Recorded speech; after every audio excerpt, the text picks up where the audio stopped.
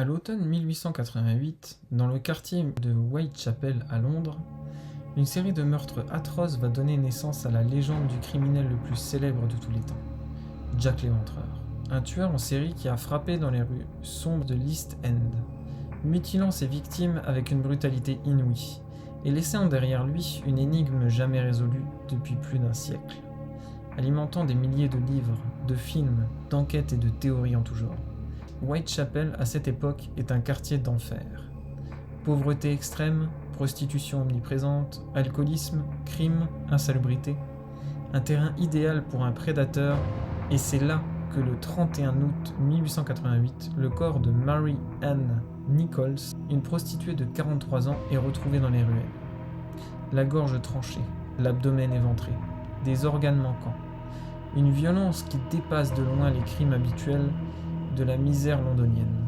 Quelques jours plus tard, le 8 septembre, une autre femme, Annie Chapman, 47 ans, est retrouvée derrière une maison, la gorge également tranchée, l'abdomen ouvert, avec des organes prélevés de façon chirurgicale. La panique s'installe dans le quartier.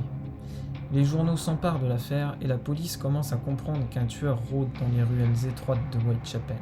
Mais l'horreur atteint son paroxysme le 30 septembre, lors de ce que l'on appellera la nuit du double événement. 2 victimes en moins d'une heure.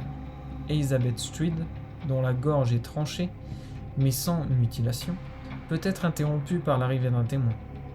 Puis Catherine Edwidge, découverte sur Mid Square, atrocement éventrée, le visage tailladé, l'abdomen déchiré, un rein manquant et une inscription mystérieuse écrite à la craie sur un mur voisin. Laissez planer l'ombre d'un message codé. Le 9 novembre, la 5e victime, dite canonique, est retrouvée. Mary Jane Cayley, la plus jeune, à peine 25 ans, assassinée dans sa chambre, dans une scène d'horreur absolue, gorge tranchée jusqu'à la décapitation, visage méconnaissable, organes arrachés et disposés autour du lit, dans une mise en scène cauchemardesque, qui choque même les policiers les plus aguerris. C'est ce cycle de meurtres, tous concentrés en quelques mois, qui fera entrer Jack l'Éventreur dans l'histoire. Mais ce n'est pas seulement la violence des crimes qui marque les esprits, c'est aussi la correspondance du tueur. Des dizaines de lettres envoyées à la presse et à la police, certaines écrites dans un style théâtral, se moquant des enquêteurs, signées d'un pseudonyme qui restera pour toujours dans les mémoires. Jack the Ripper, Jack l'Éventreur. D'autres lettres contiennent des morceaux de chair humaine, prétendument des organes de victimes, et sont rédigées avec un humour macabre glaçant, comme la fameuse From Hell Letter, envoyée avec un rein humain dans une petite boîte.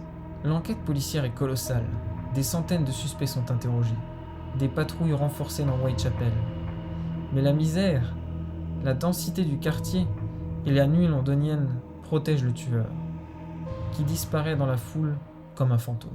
Les suspects les plus célèbres incluent Montaigne John Dritt, un avocat et enseignant, qui se suicide peu après les crimes. Aaron Kosminski, un barbier polonais souffrant de troubles mentaux, désigné par certains policiers comme le coupable. Michael Ostrog, un criminel multirécidiviste, et même le peintre Walter Sicker, soupçonné des décennies plus tard par des auteurs modernes. Certains vont jusqu'à accuser des personnalités de haut rang, comme le médecin royal Sir William Gould, dans une théorie du complot impliquant la couronne britannique et les francs-maçons. D'autres voient dans Jack l'Éventreur un étranger, un marin, un boucher, ou même une femme surnommée Jill the Ripper. Chaque suspect a ses partisans et ses incohérences, et aucun n'a jamais été définitivement lié au crime. Au fil du temps, des centaines de théories apparaissent. Un tueur solitaire, sadique, un chirurgien obsédé par l'anatomie féminine, un rituel maçonnique, un complot politique pour cacher une liaison royale, voire un meurtrier multiple dont les crimes ont été regroupés sous un seul nom. Les progrès modernes de la science ont relancé l'affaire.